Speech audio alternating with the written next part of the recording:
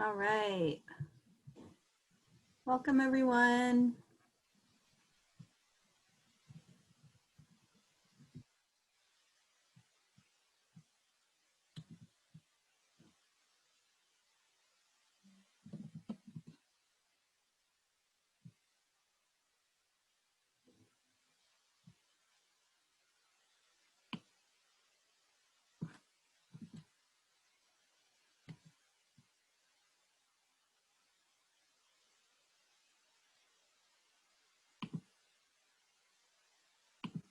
Hello to everyone just logging on. We're going to give it a couple of minutes and let folks log in.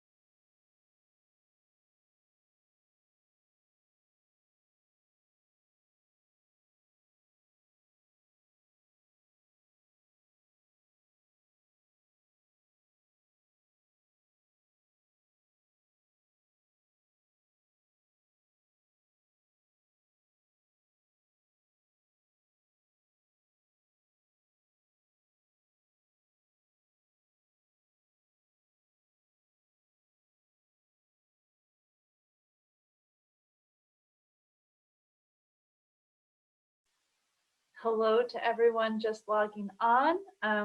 We're going to give it just a couple of more minutes. If you would like to listen to this broadcast in Spanish, you can click the button at the bottom of your screen that looks like a globe and select Spanish.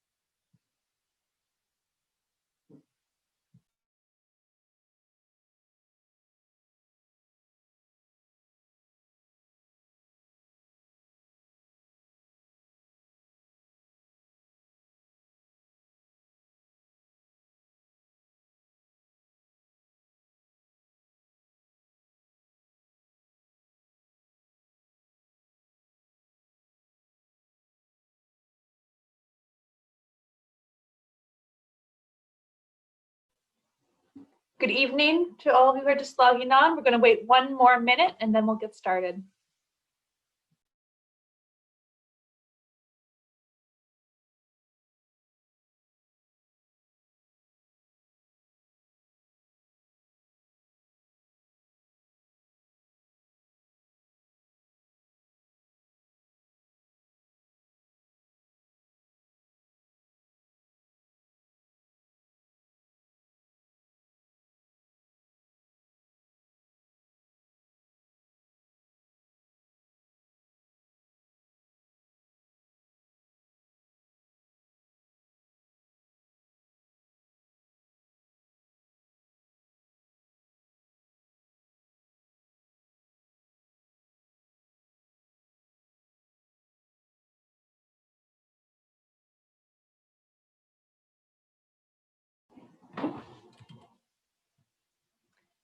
Good evening, and welcome to the Digital Dialogue Series, Co-Learning to Build a Good Food System.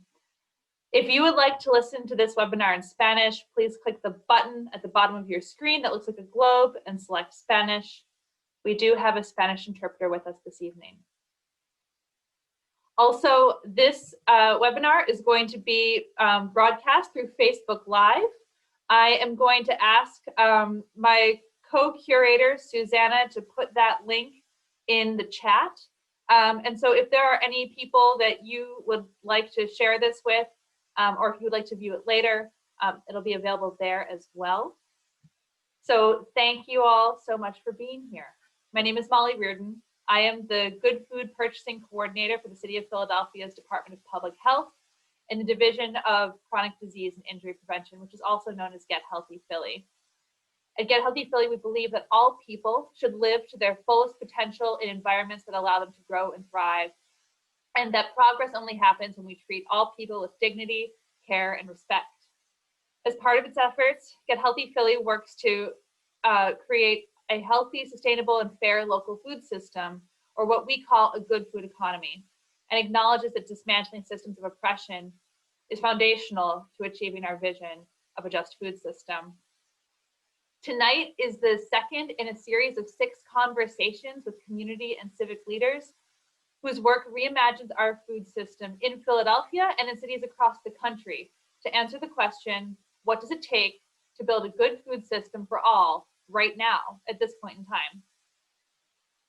These intra-city digital dialogues showcase progress in developing a good food economy through anti-racist strategies and inspire all of us to envision and work toward an equitable food system.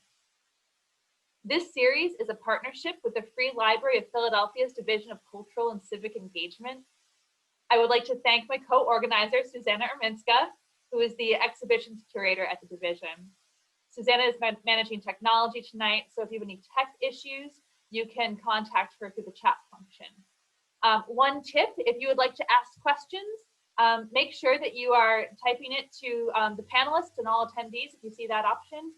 Let us know if you feel like we can't see your question. We'll try to make sure that we get to all of them. Funding for this series comes from the Sodium Reduction in Communities program of the Centers for Disease Control and Prevention, and from the Philadelphia Department of Public Health and from the Free Library.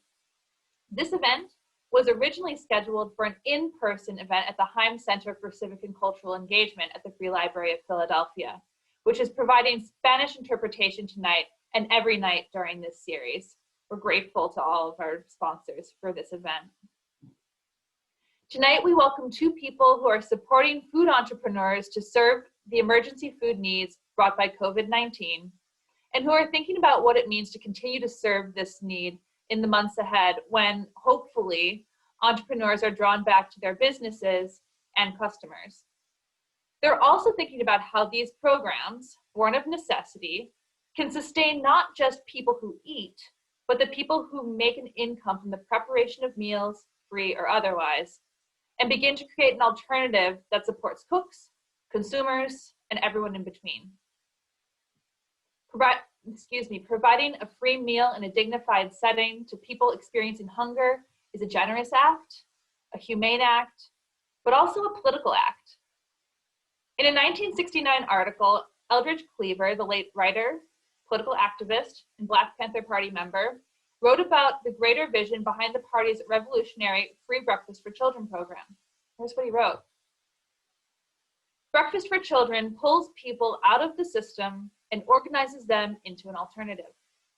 Black children who go to school hungry each morning have been organized into their poverty, and the Panther program liberates them, frees them from that aspect of their poverty. This is liberation in practice. If we can understand breakfast for children, can we not also understand lunch for children, and dinner for children, and clothing for children, and education for children, and medical care for children? And if we can understand that, why can't we understand not only a people's park, but people's housing, and people's transportation, and people's industry, and people's banks? And why can't we understand a people's government? Tonight's speakers both come from community organizing backgrounds that led them to food and food's ability to empower people. And it's my pleasure to introduce them to you. Jen Faigel is the co-founder and executive director of CommonWealth Kitchen, Boston's only nonprofit food business incubator and food manufacturing social enterprise. CommonWealth Kitchen provides kitchen space and business support to 50+ entrepreneurs, 75% of whom are women and/or people of color or immigrants, and employs over 160 local residents. CommonWealth Kitchen's small batch contract manufacturing provides recipe development, production, and value-added processing for 25+ wholesalers, restaurants, and farms, as well as work with several local colleges and the Boston Public Schools. Jen is a passionate advocate and activist for community economic development work that leads to asset building, wealth creation, and meaningful investment in low-income communities. She has a deep background in real estate and community economic development. She was the lead real estate consultant for the $15 million Pearl project, which is now home to CommonWealth Kitchen's flagship kitchen operation. In her career, Jen's developed over 500 affordable housing units, and more than 225,000 square feet of commercial real estate worth over $200 million as a driver of job creation and economic opportunity. CommonWealth Kitchen has received numerous awards for its work, and Jen has been recognized as a regional and national leader in her food systems leadership. So Jen, welcome. Our second guest tonight is Carly Pourzand, the project coordinator at 215 People's Alliance, a multiracial collaborative dedicated to fighting for equity and justice in Philadelphia. She's the coordinator of the Alliance's People's Kitchen, a food security and employment survival project in collaboration with the restaurant South Philly Barbacoa. The project initiates base building, political education, and organizing strategies in Philadelphia to connect people through a synergy of food, worker, and cultural platforms into a movement that grows relationships, stimulates community dialogue, and builds political power, all while serving up to 200 free chef-cooked meals per day. Carly has worked as a facilitator and a trainer at World in Conversation, a Penn State Center for Public Diplomacy. She has been listening and building partnerships in order to advance the collective impact of Philadelphia-based communities ever since, working at the intersection of immigration and education to create safer and more welcoming schools for immigrants and undocumented families. Carly is a graduate of Penn State and earned her Master's of Social Work from the University of Pennsylvania School of Social Policy and Practice. Carly, welcome. It is wonderful to have both of you this evening. Thank you for being here. So Jen, I'd like to start with you. Can you please tell me, we do this often, right? This like before times and now. Can you please tell me what CommonWealth Kitchen was doing in the before times up until mid-March and what it's been doing since? Yeah, Molly, thank you so much for having me, and hello to our friends in Philly from Boston. It's happy to always share this work. It's a community of folks who do this good food work, who are incredibly generous with their time and energy, and so I'm always happy to be a part of that, of the solutions that we're trying to build. So yeah, CommonWealth Kitchen, pre-COVID, we were on this pretty good run where we were scaling. When I started in the organization in 2014, we had a staff of like 4 or 5, and in January we were up to 30 on our own staff, and we were busy building, you sort of talked about this, we run a shared kitchen, but the shared kitchen is really kind of the simplest piece of what we do. Like, we really think about our work as being about asset building and wealth creation.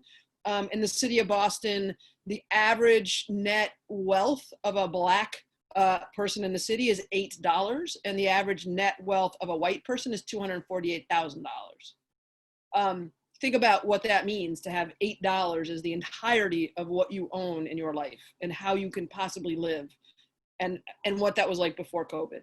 And so the work that we do is very much about trying to find ways to help people actually create small businesses as a way to create wealth and assets. That really is fundamentally what we're about. And we happen to do that through the world of food and food systems. And so when we look at our work, we think about it as systems change, but really we look at the business owner and we start with that business owner and we think about human, social, financial capital. What do they need to be successful? When we think about that, we think about supply chain. They need to understand where they're going to get their ingredients from, how are they going to sell it, how are they going to make it, what's the package, how do you do that product in 5 ingredients and not 10, or you won't make money. So it's very practical kind of services that we provide on the business development side. And then we help people actually get into the market. And because we recognize, particularly given how many of our businesses are owned by people of color, and so they tend to make products that are often less familiar to people who look like me. And so Haitian pickles, African peanut sauce, an Asian pesto, like what do we do with these products? And so we recognize that the business owners needed some help to connect into the markets, and that we needed to try to help them figure that out, especially because historically these are businesses that are undercapitalized. They don't have friends and family money. Where are the resources going to come from for them to build a business in general and in food, which is known for being so incredibly difficult to get into, and the margins are so tight. And so our work was also really trying to think through, well, what is the market opportunity? So can we help you get access to a grocery store like Whole Foods, or a college account like Harvard University, or a hospital account like Boston Children's Hospital? And can we really help you think about the process of getting from your start and your vision all the way into where you're doing the production and getting into those accounts?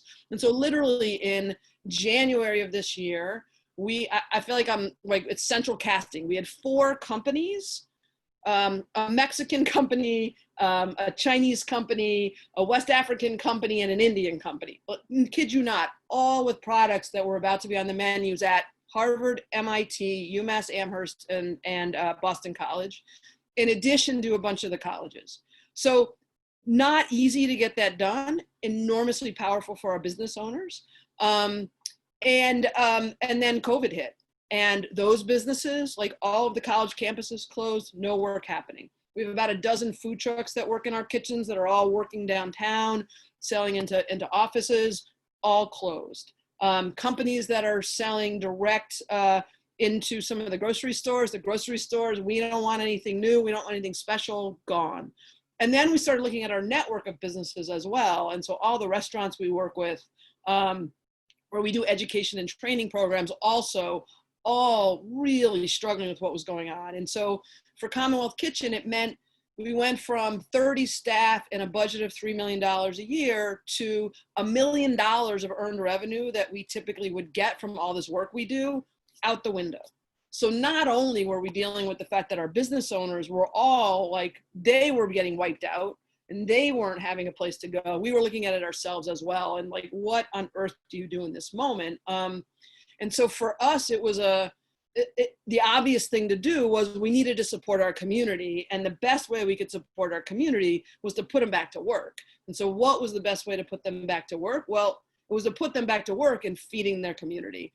And so what came out between March and April is we spent time trying to readjust our model and readjust our operations. And we launched what we called Common Table, which was the idea that if you have more than you need, you build a longer table, not a tall fence, right? So how do we support our community with this Common Table concept? We went out and we just raised grant funding to pay our businesses to actually make meals to feed their neighbors. And for us, this was really about an equity play of we're working with, in our case, we had 30 different business owners of color. 100% of them were of color. That were the ones that were on the front lines actually being paid to make meals that were actually going out to feed their neighbors. And so the power of that, you talked beautifully about this, Molly, the power of the dignity of providing those meals and giving people something that's familiar, giving them something that's culturally relevant, putting people back to work, feeding their neighbors, putting restaurants back to work and giving them something to do. So the people who would otherwise be the hungry people are now the people making food. That's been really a lot of what our work has been. And so that's been really gratifying, but also super challenging because we are a social enterprise, and doing things that only require grant funding is not our long-term strategy, but it has been something that's allowed us to kind of keep the doors open, feel hopeful in this moment, feel like we are leaning into the work that we do. And I should say that a year ago this time, we were doing strategic planning, And one of the things that came out of the strategic plan for us was that our organization needed to rethink our mission statement. And so the mission statement we have says that we are building a new food economy grounded in racial, social, and economic justice. And so obviously today, that is enormously prophetic, that's where we ended up a year ago, given what's happened in the world of the awakening that people finally are having to structural racism. And so we're thankful that people are maybe finally getting it. I don't know that they are totally, but we'll take it. And that actually has been kind of a North Star for us. So the reason we were able to think about the common table work and lean into that was because that's our mission. So it was a very obvious thing, even though we're not in the emergency food work, for us to get into it. So that's been super exciting, but I'll leave it there for now. And I think it's incredible that the mission that you set up and that you've really been working through the entire time have dovetailed so beautifully with the need that you saw. And Carly, I know that some of that was similar for you in your work. So can you answer that same question? What was happening in the before times, before mid-March, for 215 People's Alliance, and what's been happening since? Yeah, a lot of what Jen shared resonated. So 215 People's Alliance, like you said, is a multiracial collaborative fighting for people in the streets and at the ballot box. And what that has meant is really focusing a lot on political education for communities, base building and meeting community members, and then working on some campaigns. Kendra Brooks, for example, Councilmember Kendra Brooks is a active 215 member who we helped elect. We worked really hard in that campaign. I actually joined 215 in its recent history because I was back at school, back living in Philly, and wondering, how can I work in this gentrification issue? How can I work against it? It feels impossible. And I felt really overwhelmed by it, and heard about 215 People's Alliance because they were at the time doing these tax abatement meetings and hearings and really involving people and understanding this tax abatement policy that was sort of helping systematize gentrification in our city. And that really hooked me and I got involved. So that's one major part of the history. So I joined the steering committee, and that was similar to what you were, Jen, saying. Like, there was kind of a reshaping period happening right before COVID. And we had a new managing director hired who's been amazing and has been really like giving us direction. And then we've had COVID, and immediately 215's response was to start making phone calls. So we just started calling people in different neighborhoods and seeing how they were doing. Like, we know we're not a social service organization, so it's not we are not the experts in providing resources necessarily, but in that time we tried to connect folks to resources that we were hearing about.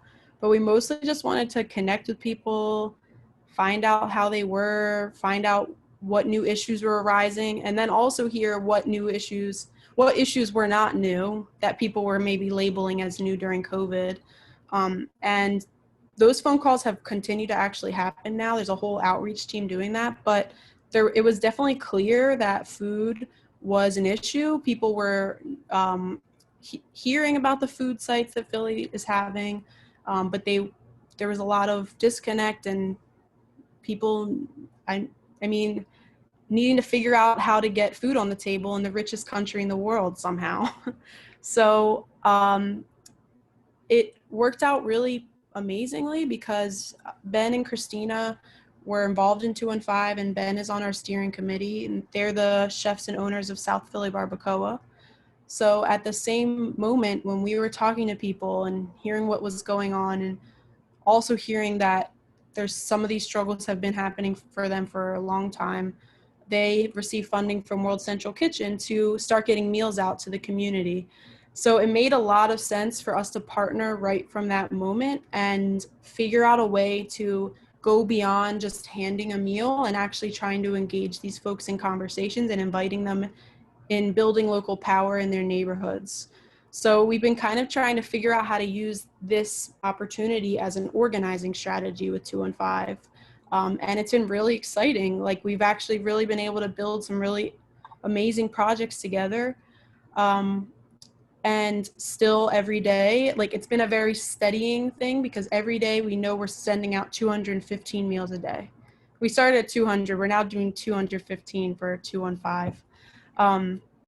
And in those meals, so we send out 215 culturally relevant meals, which you also brought up, Jen.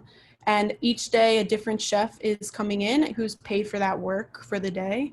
And those chefs too are connected to our mission. Like, these are chefs who are chef activists. Who we have some amazing people involved who are doing en masse incarceration dinners, or they're feeding protests. So these are people who are also trying to work against systematic racism, also trying to change the root issues of food insecurity.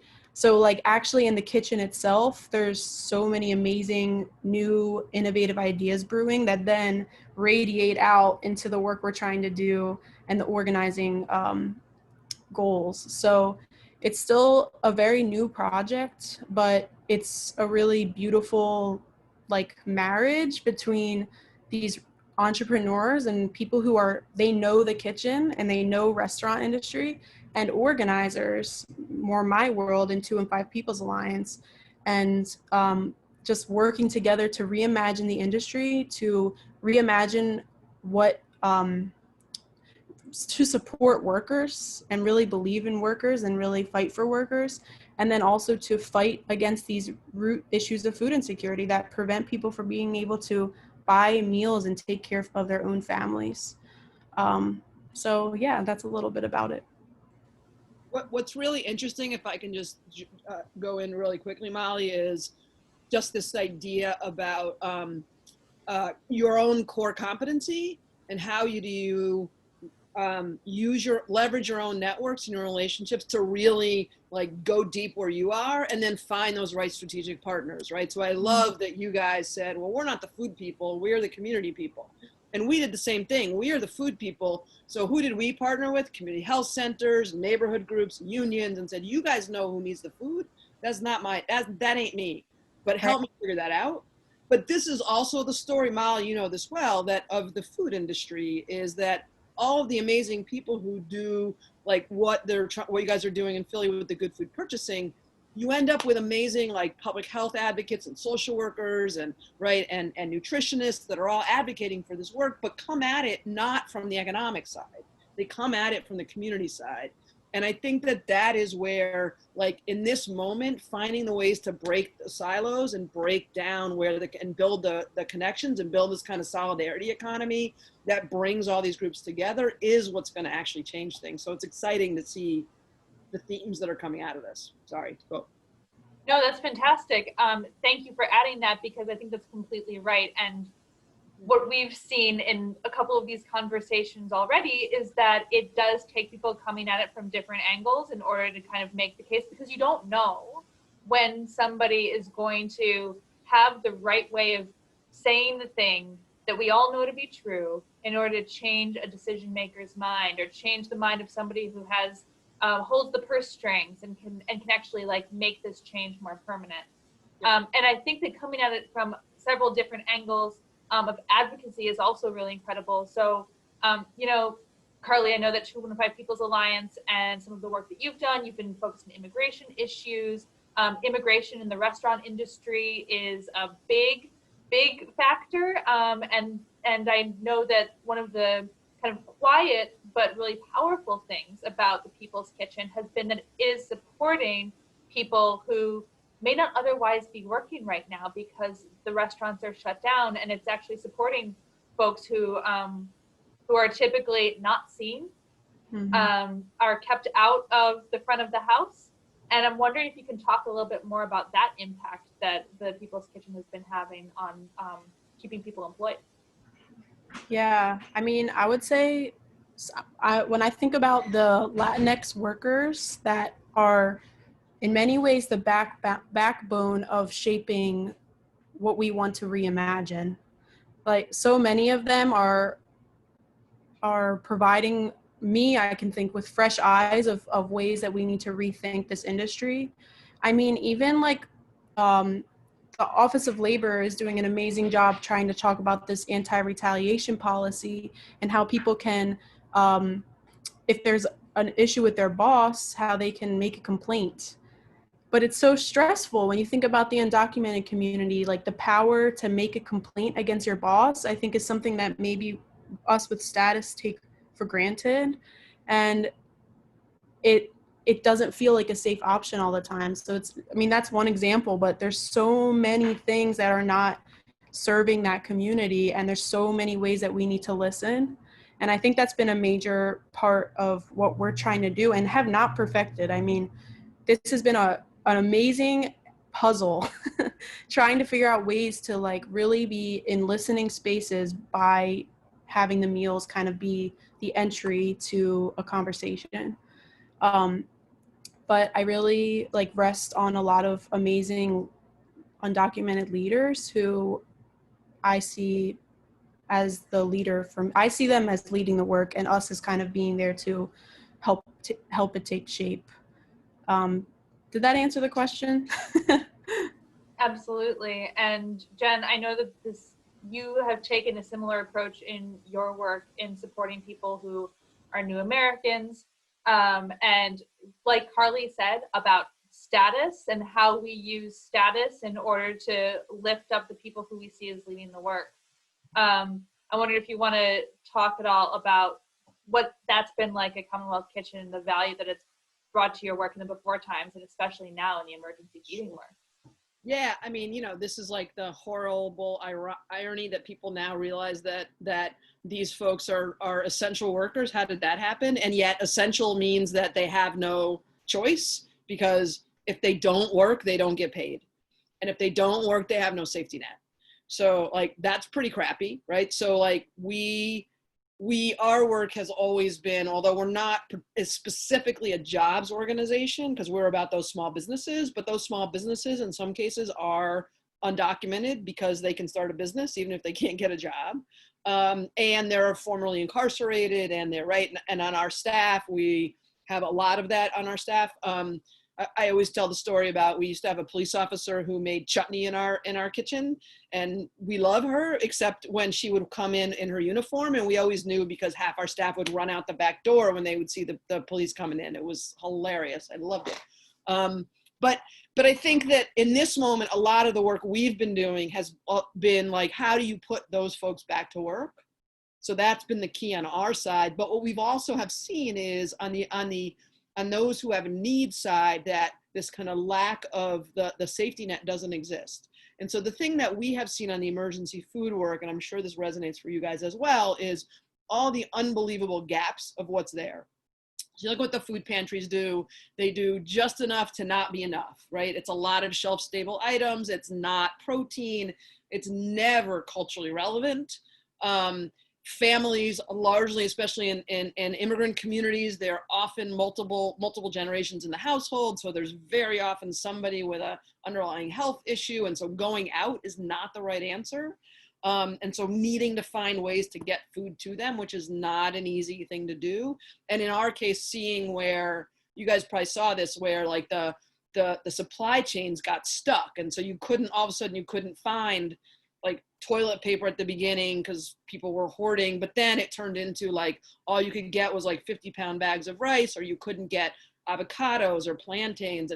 But we could through our wholesale accounts. Like, so while you couldn't get it through, generally there's like two ways that food moves in the United States. It's either in a retail place that's going into like grocery stores, or it's in a wholesale where that's what's going to the restaurants and the colleges and the hotels. And that supply chain got stopped because everything shut down, but all the stuff was still there. And so we literally could pick up the phone and we could get avocados and plantains and rice in a matter of like a day and a half that the food pantries couldn't get. And so one of the things we started to do was to do grocery boxes. And in this case, we were paying our restaurant partners. We paid 10 restaurant partners to just make grocery boxes. Literally take bags of rice, put them in smaller bags so people could get them, and then we had community organizations who were getting volunteers to drive these boxes of food that would give people the supplement, what they needed for a week or two at a time, that they could get a bag of rice, a bag of beans, right? And so that was a way where, again, treat people with dignity and treat people the way that we all who have money and have resources and have choice, that like, I want them to eat the way I eat. When I go to the grocery store, I buy my fresh produce, I buy my fresh everything else, but I am also that person that buys the chips and I'm eating in the car because I'm hungry, and I'm buying the roast chicken that's already cooked because I don't want to cook when I go home, right? Like, this is how we live. And just because you are undocumented, you don't have money or whatever it is, does not mean you shouldn't have those same opportunities. And I think that is a lot where we want to play, is to say, like, our schools, we need to do better in the schools. Like here in the city of Boston, the public schools all summer long, the entire meals were shelf-stable packages of stuff. Like, think about what that is. That's not, like, what kid wants to eat, like, a can of tuna fish or whatever it is. So I think that there is an awful lot that we all can be doing around this dignity issue and access.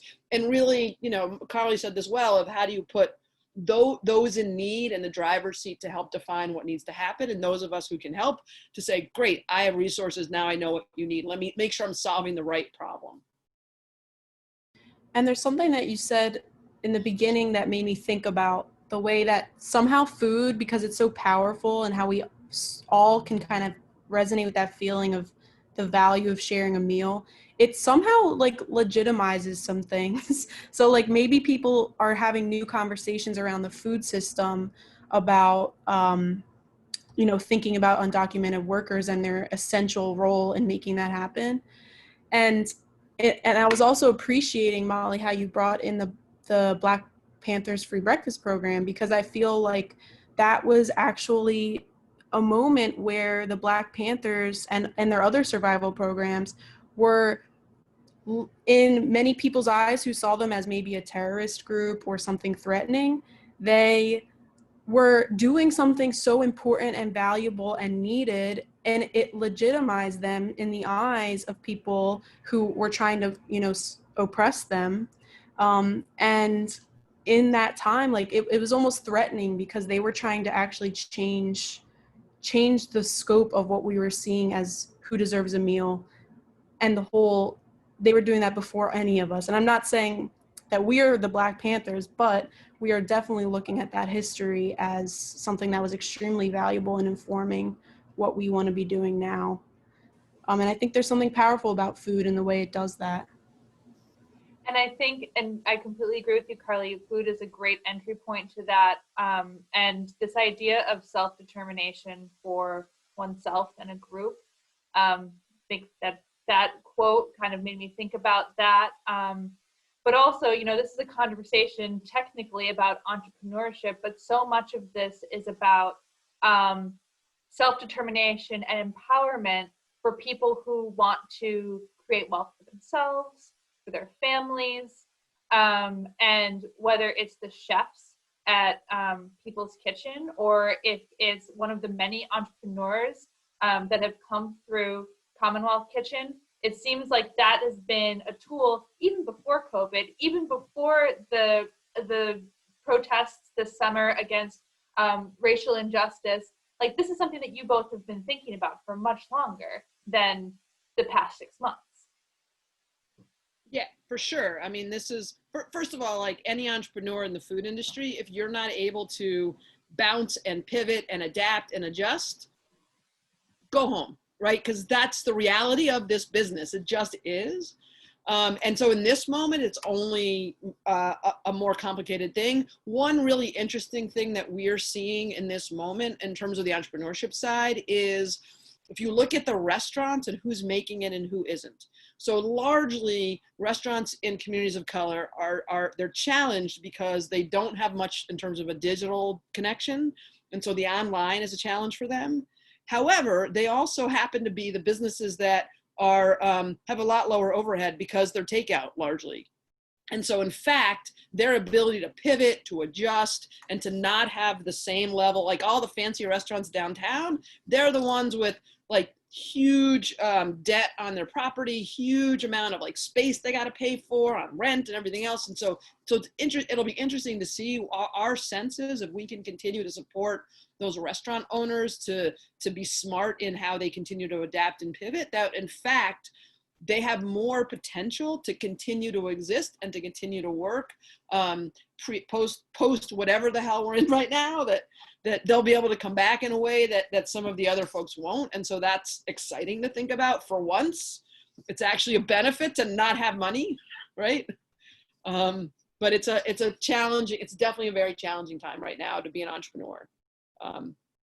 This is not a time for, as much as everybody wants to like be sure that they have the great product and they're the ones that are going to make it. This is definitely a moment where we spend a lot of time. It's interesting. We used to spend a lot of time being cheerleaders for our businesses. You got it. You're going to make it. It's going to be great. And now we spend a lot of time saying, hold on, calm down, don't get too excited, stop using your credit cards, right? Like, don't take on debt. Like, this is a moment to hunker down because the world is real. It's really challenging right now. Yeah. Go ahead. Sorry, Carly, please. No, I was just going to say, like, funding, we're fueling the movement, and we're trying to figure out how to fund the movement. And I mean, it's really not something we've answered yet. So I'm appreciative the way that you're talking to entrepreneurs that way, because they need, I mean, those real conversations are hard, and that's what we're seeing too. Like, just figuring out how to fund this is difficult.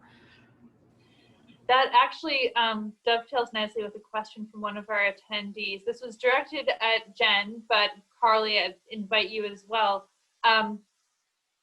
Jay asks, what are some of the promising long-term sustainable market/funding opportunities you see in the current context of COVID or COVID recovery over the next couple of years for each of your organizations? So what does it look like to do long-term recovery and then sustained efforts? And I suppose it also depends on what you actually think is going to be happening in the next couple of years and whether this has fundamentally changed some things for you.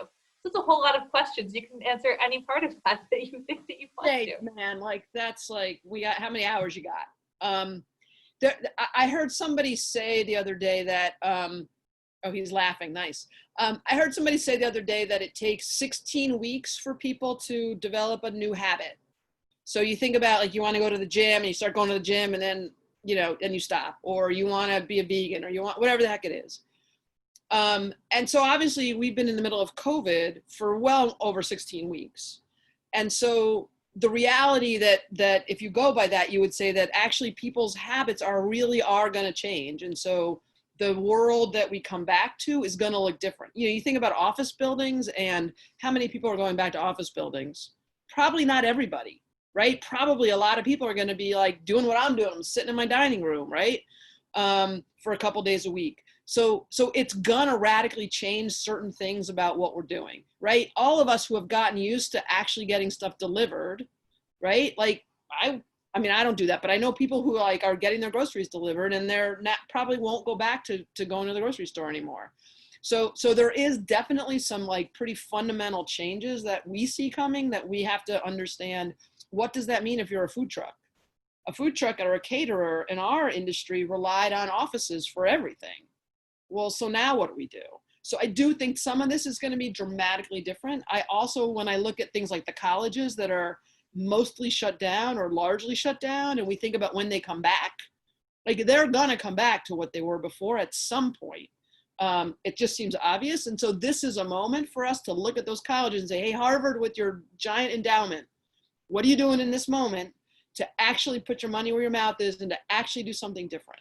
And so we see this moment as also the potential to really like fundamentally shift how supply chain works, because supply chain is closed in so many places. When you think about the colleges, you think about the office buildings, you think about the restaurants, right? There's enormous room in there for something new to happen.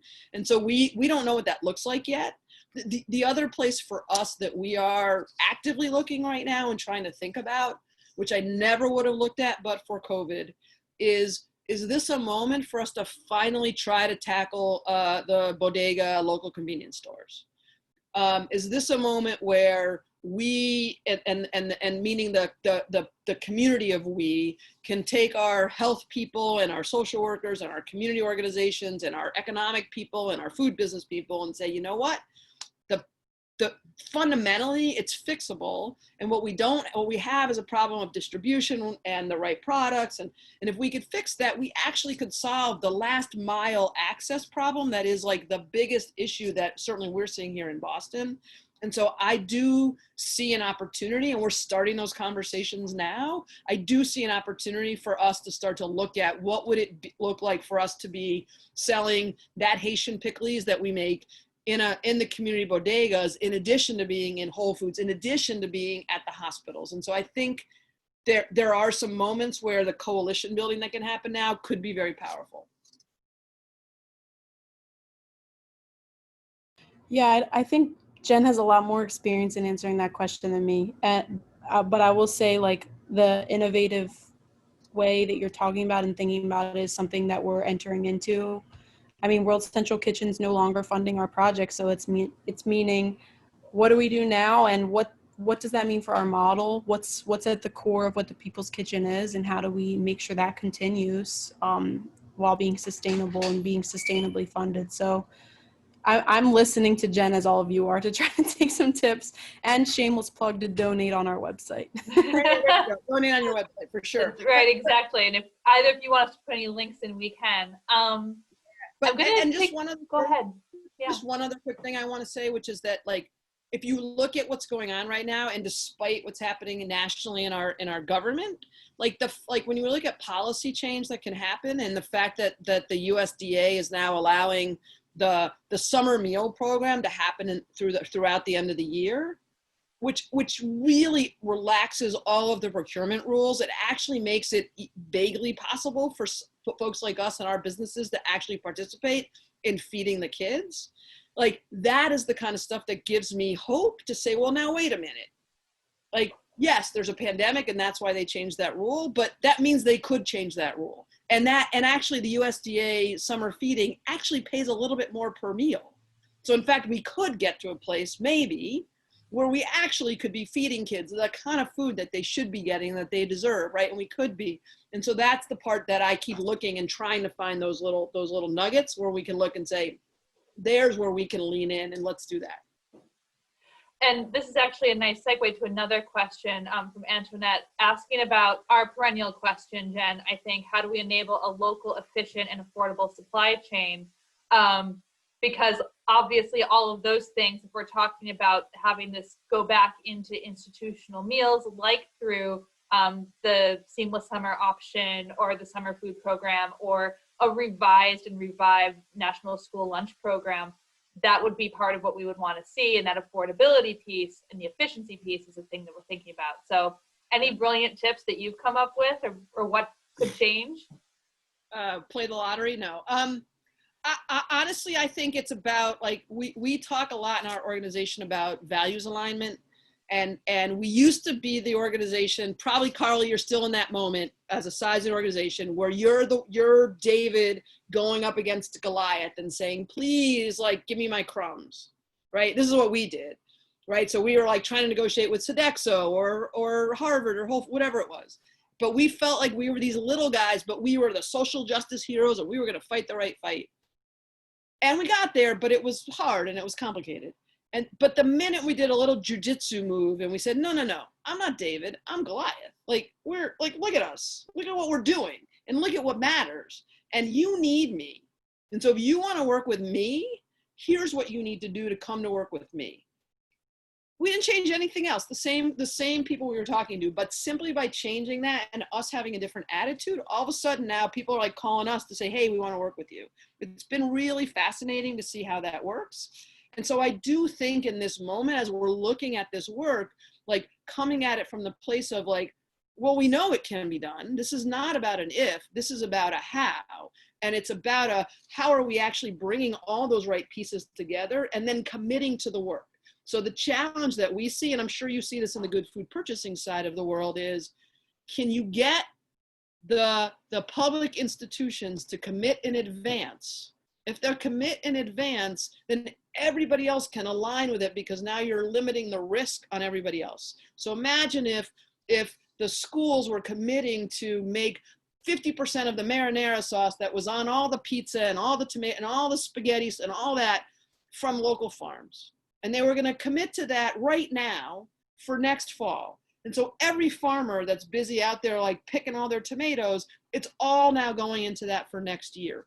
We've eliminated the risk. We've eliminated all of the places where margin gets pulled for no reason. It's just for like distributors. And we actually could get to the place where the price actually works for the market. But until we get to the place where everybody is values aligned and saying, I'm not only in with like, because I like you, I'm in with my dollars. Like, that's the part that we're going to continue to be stuck with. But if we can make those commitments ahead of time, then I think we have a shot at actually fixing this thing. And I think that's a great point. Oh, go ahead, Carly. I'm sorry, please. That's okay. No, something I would add is that, you know, Black and brown, working class and poor communities are already giving us the answer. Like, they already are doing this. And like, if we listen to like some of these Black and brown farmers, or like Soil Generation here in Philly and these groups, like, there's ways that they're giving us the answers to how we can have these local supply chains that I think we're creating barriers systematically to actually allow what's already happening to happen. But one way we're trying to do it with the People's Kitchen is with a garden that's like it started as a small project, but the Church of the Redeemer Baptist, which is this amazing community center in Point Breeze, actually owns this whole community garden. And they are also receiving meals from the kitchen. So just by like having a conversation, it's run by someone who's a member of the community and saying, hey, can we kind of help this overgrown section grow in it, create ingredients, put it in the meals, and then send it right back to the church. And it's worked out. And it's also forced us to have difficult conversations about what it means to be a lot of times white people entering into these spaces and you know, being the gardeners and instead seeing these, you know, Black leaders as the ones shaping the garden and us listening and doing the work. So it's been an interesting way to see us shifting that supply chain. I think it's exciting to think about how we can look at models that worked really well before, and then we stacked up a lot of bureaucracy and a lot of consolidation, right? Build.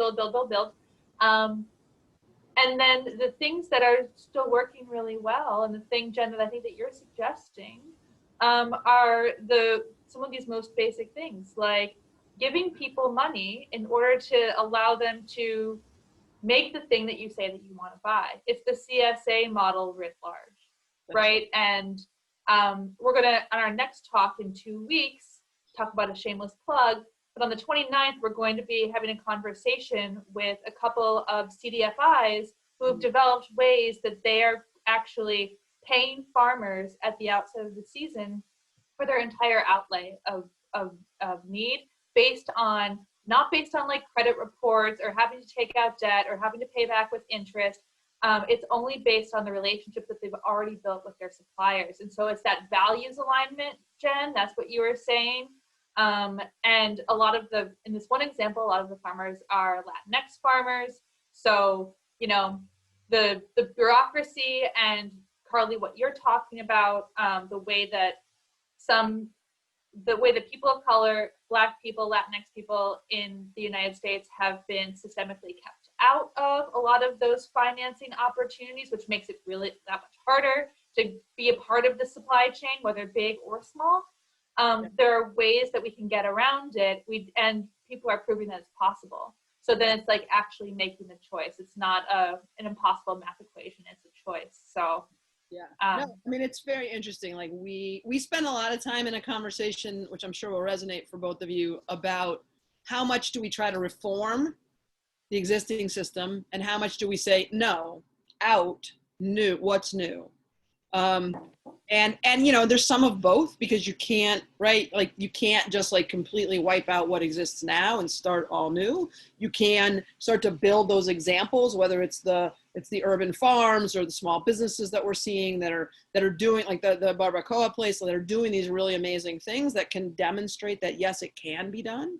But I think in this moment, it's try to play, I don't know, maybe I'm being too moderate in my old age, but like trying to play both sides of this to say like, look, no, like this is not about the Sodexos or the Ciscos or whatever. Like that is the old guard that doesn't work anymore. That's about centralized, industrialized food that is about quantity, not quality. That's about like uniformity, not diversity, right? Like that is not the food system that we all want or that we all need. And certainly when you look at climate change right now, and you can't ignore it, I hope you can't ignore it in this moment, given that the West is on fire and the South is about to be flooded. Like, what are we doing? That a regional food economy is the way to be resilient. It is the only way to be resilient in this moment.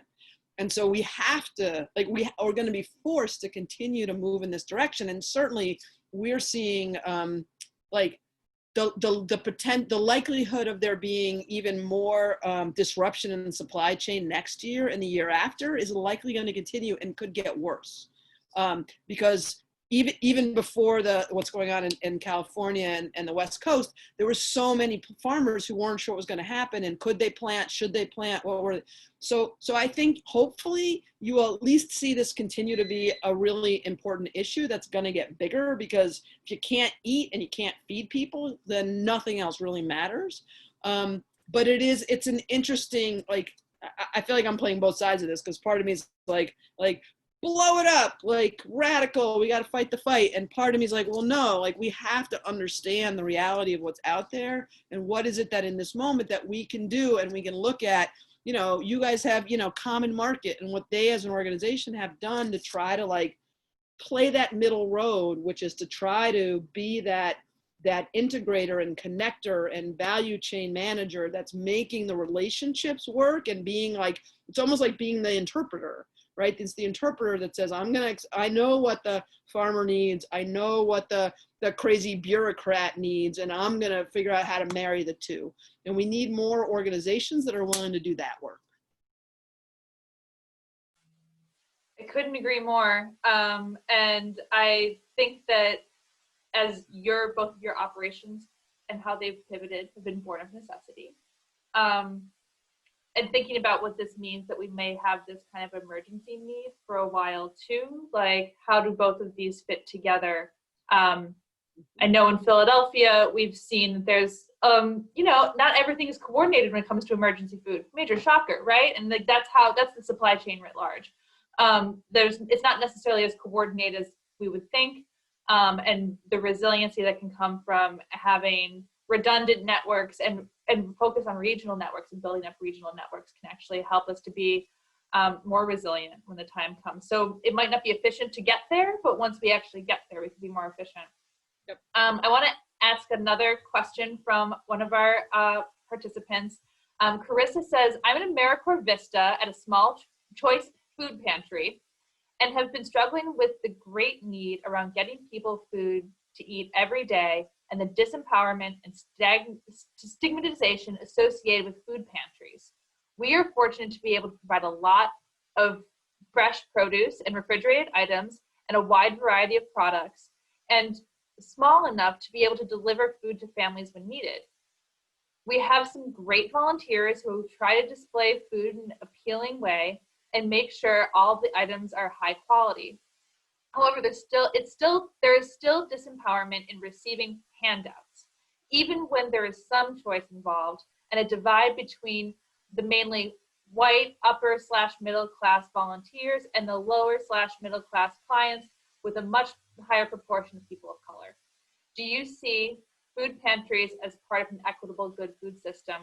And if so, how do they need to grow and evolve? Would grocery stores or restaurants have a sliding scale cost built into them to provide a better alternative? That's a fantastic question, Carissa. Thank you so much for asking it. Carly, Jen, Yeah. what do you think? We'll start. Yeah, I mean, I think your question is the question that we've been kind of tackling or trying to tackle in this project from the beginning. And I appreciate the work you're doing to think about it. And your question of, do I see food pantries? I don't know. And in our work, we've been trying to actually differentiate ourselves and saying we're not a traditional food pantry social service because we know in history that the whole world of philanthropy is a method a lot of times of capitalism to just keep people in the positions they're in. So we've kind of seen how sometimes those methods don't lead to actual social change, which I think you're really engaging in this question. But at the same time, we're handing out meals and we're working with volunteers. We rely on philanthropic dollars. So there's all these pieces that are still very real in what we're trying to tackle.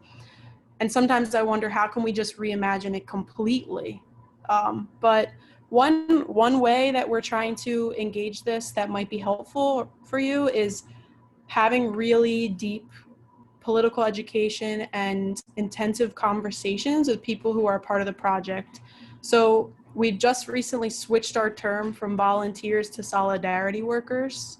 And that has come from time together, talking together about what volunteerism has done in the past, how volunteerism in many ways has perpetuated some of the problems and not broken down some of the barriers. And trying to have like small group dialogues together about history like the Black Panthers, trying to engage in conversations and really rethink how we can do this. So what it means on a day-to-day level, it may not look very different. Like, I'm still going to have someone who's a volunteer picking up a meal and taking it to the place where it's going, which is like a very maybe traditional volunteer role. But what I can say is that we're helping the people in those positions see it as something that could be transformative. So maybe it's the same looking role, but in that moment they're maybe thinking about it a little bit differently. And in that process, I believe that we can really build local power and really change the system completely, because we're growing these people who are engaging in that dialogue. And another thing we're trying to do is start a small community-driven research circle. So this is everything that's opposite of traditional exploitative research that can sometimes come out of universities. Instead, it's a group of people, and right now we're trying to tackle the question of the history of food insecurity in Philadelphia and its relationship to shame, capitalism, and production. And that came from a woman in our group saying, hey, like, as a Black woman in Philadelphia, I know what it feels like to feel shame getting a meal. And like once she said that, it really clicked that that's something we wanted to just study together in a very low-key way. And we'll see what it turns into. But I think, I don't know how it will transform. I don't know what the new thing is yet, but I think having these conversations is one essential step. I would just say super quickly, intentionality is really key. So I'm glad that that's how you're thinking about this. And then long term, like, we focus on this to say, I want to get rid of food pantries because I don't want people to need them. What I want is that we're paying people living wages and we're giving them good jobs so they can afford the real cost of food. And that's probably pie in the sky. But that's the piece that we want to work on, which is what can we do to fully employ people so that they, in dignity and in living wage, so that they actually can feed themselves and have all those choices. And when we can't do that, then that's when we're looking at things like, all right, cool. Can I end up in a strategy where I'm selling products? We're going to probably start making empanadas for the public schools. Can I take that empanada? Can I package it and sell it for, $1 at a bodega, and take the exact same empanada and sell it at Whole Foods for $8? And right. And now I've got dignity and choice. And I'm thinking about, like, it's just a different version of the sliding scale, but that we're treating people the way that they should. So I think always coming at it from the perspective of who is it that you're serving and what is it that they need, and then designing around that is really the answer. So good on you, Vista person, AmeriCorps woman. That's Perfect. Thank you. And I think that from both of your answers, it's clear that you both come from backgrounds where you thought a lot about this, even if it's not the work that you're doing on the day-to-day right now. Carly, I think it is a little bit more for you. Jen, maybe it's always there, but a little bit in the background. And maybe it was surprising to people who are participating tonight that we invited two people to talk about food entrepreneurship whose backgrounds are and roots are actually in community organizing and political organizing. I'm wondering if you can talk about how your approach to building collective power can inform the idea of what it is to be a food entrepreneur. What are the things that a food entrepreneur should be learning from people like you if we want to get toward a good food system? What a good question. I mean, what's interesting for us is that you look at the businesses that come to us, and because we're really very focused, obviously we have a very political analysis for our work. We are located in the second lowest income census tract in the city of Boston in a community of color. So by definition, who we are and where we work also self-select some people who don't feel comfortable. So, and we're happy for them to do something else. That's great. I think that we see the work and the work that we do as about networks and relationships. That what we need to do, whether it's about the economic reality and building strong local economies, is about building interconnectedness. What we see in the entrepreneurship is it's so lonely, it's so hard, and building peer networks and relationships where they're not talking to me, they're talking to I'm not the entrepreneur, they're talking to another business owner who can help them think it through. We actually have a bunch of bakers who literally, like, they joke that they're the bakers union because they're so tired of dealing with all the crap from the food trucks, right? Clean your chicken. We don't want chicken when we're making our pies or whatever.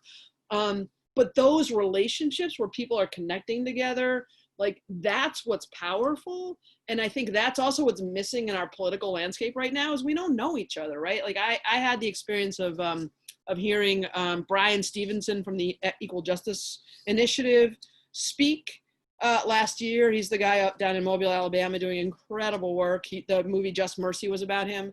And he talked about this idea of proximity and needing to be in proximity with the people that we think we're helping, right? This charity kind of mindset. And so, Carly, you talked a lot about this of like, I gotta be in relationship with people, because if I know you, I'm gonna want to help you, and I'm gonna say, well, that's everybody else but these people that I know. And so I think that there's a lot in the work that we do to saying, when you build these networks, the networks are what's important, and relationships can stay.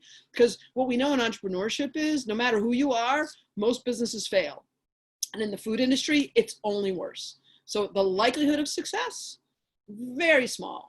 Right? And for a long time, almost non-existent, right? You're only gonna do it for a while, right? Like avocado toast is not a thing anymore. Like, thank God, I don't know.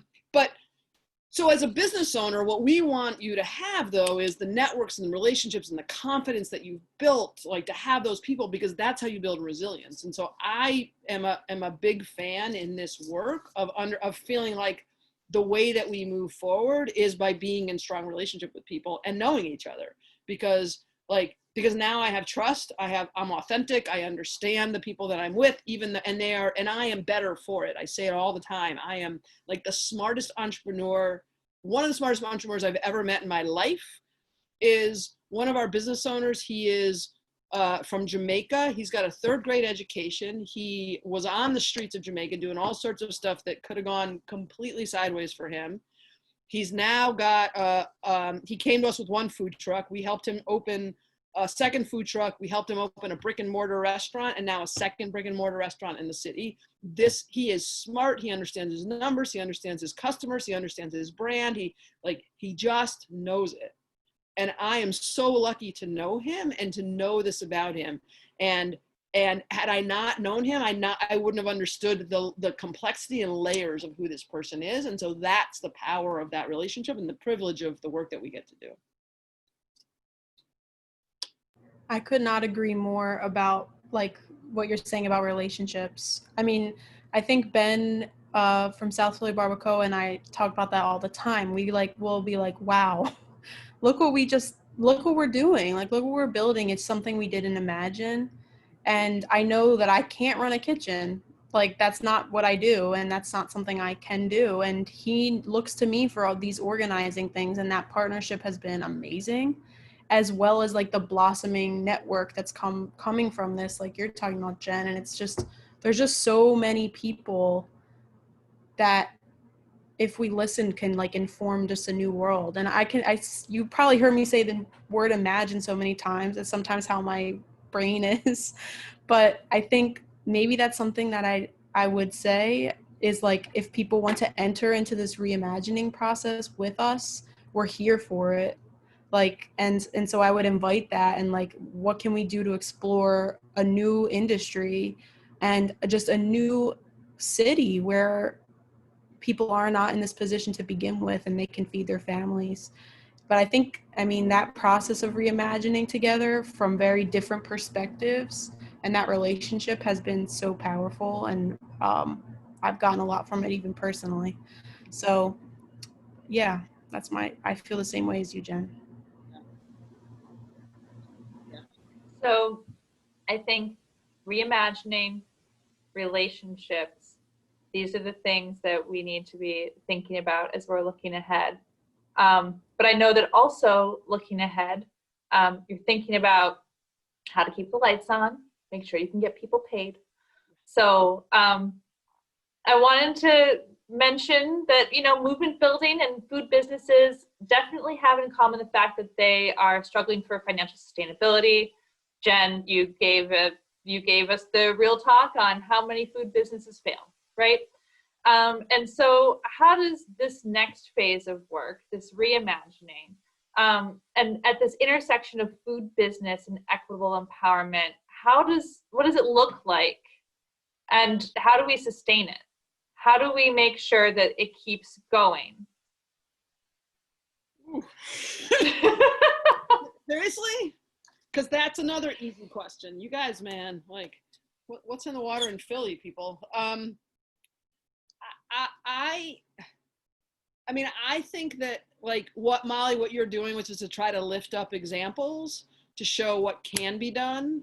And this is what we all do with duct tape and rubber bands. Like, we do it with nothing, right? And I'm sure, like Carly, like you, we started so our common table work, we're about to hit 100,000 meals that we've done since April. Like, I don't know how to cook. Like, I barely cook. Like, but so I didn't do it. But like, that's an incredible thing that we were able to do that because we aligned resources and said, we believe you guys have a solution. We like your solution. We like that you're leading with equity. We like that you're leading with integrity, and we want to support you. And so we look at that and say, I want to lift that up, not because I think I'm so smart, but because I think, like, man, isn't that powerful, right? We had 15 Black and Latinx-owned restaurants that we were paying to feed their neighbors. Like, that is what we should be doing. And so when I look at this, I think in terms of the sustainability of this, it's trying to show the rest of the world that yes, it's food, and so it's hard and the margins are tight, but it's also, it sustains us. It's what holds us together. It's our culture, it's our community, it's our, right? All of those things. And that there is a different way. And what we need to do is, and understand that there is an economic model that can work, but we gotta put the intentionality into it. I guess I keep coming back to that. And then being able to demonstrate that there really is a new way forward and that we gotta fund it. Like, so on the philanthropy side, if we're not funding these things, or we fund it the way we always do, where it's in little increments, just enough to not be enough, right? The reason our organization at CommonWealth Kitchen has done as much as we have and as quickly as we have, and all of the crazy things that we do, and I didn't even tell you all of them, right? But like running manufacturing and building relationships with colleges. Like, how did we do that? No one funds me for that because no one believes we're going to do it. So we have earned revenue that we use, that we reinvest to be entrepreneurs, just like our business owners. Well, guess what? Today, I don't have that money anymore because it's gone. So we need to figure out how to rebuild that and to give ourselves, like, you know, this is the whole thing about dignity. Put the resources in the hands of the people who are doing the work because they know what the solutions are. Right? So put the hands where it needs to be, the money where it needs to be, and give them enough to actually be able to do what they're doing. And so, you know, can we take what's happening now in the Black Lives Movement and say, and yes, like not just looking at people like all of us on this call, right? But let's say these resources need to go authentically and consistently and sufficiently into these communities that have been left out for too long, and in the ways that are going to actually allow them to be successful. So all of the support that comes with it is part of the answer. But if we don't do that, like, you know, then we're in the definition of insanity, which is where we are right now, I think. Yeah, I appreciate how you're lifting that up, and that's how I feel. I feel like the best thing I can do is continue to be like loud about this and like talking about how we need to reshape this completely. I want to lift up one of the groups that I know is rethinking funding. Pennsylvania Immigration and Citizenship Coalition has a really cool grant that I was a graduate intern there, and it's a grant program called PA is Ready, and they're shifting who decides what is even needed, who the people who are on the table are the community members actually determining the grant. And you're seeing these kind of grassroots funding models come out, and those are the ones like they fund our operations and staff for once. They actually, you know, don't enforce these strong outcomes on you like many traditional grants. And I want to be loud about needing more of those. But I'm also like in thinking of our project, really thankful for the platform that Ben and Christina have created from Christina's bravery to come out as an undocumented chef has allowed a lot of attention on the project. And I think with that platform, we can kind of be loud about how we need to rethink funding and how we need funding for our project too. And so that's kind of what we're trying to figure out right now. But hoping to, if we could continue getting funding from grassroots models, that would be amazing. That would be the goal. And if we could just shift the whole system to be that way anyway, you know. Well, you couldn't have given me better fodder for our next conversation in 2 weeks when we talk about this. So thank you both for giving me the questions that I should be asking the people who have the money. So we are past time, as I kind of promised you that we would be, because these conversations are always so rich, and I am grateful to both of you for being here.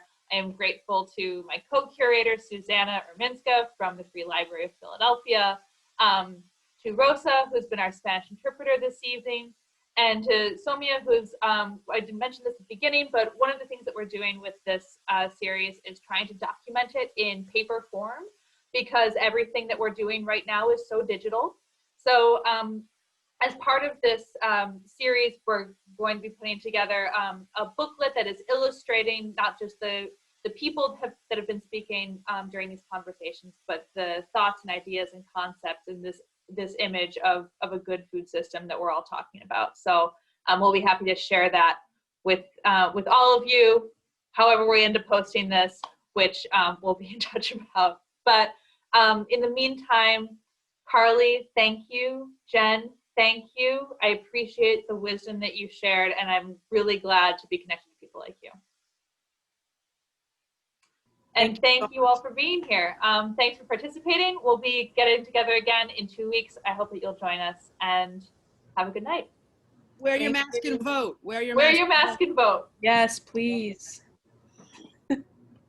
Thank you all. This was awesome. Thank you.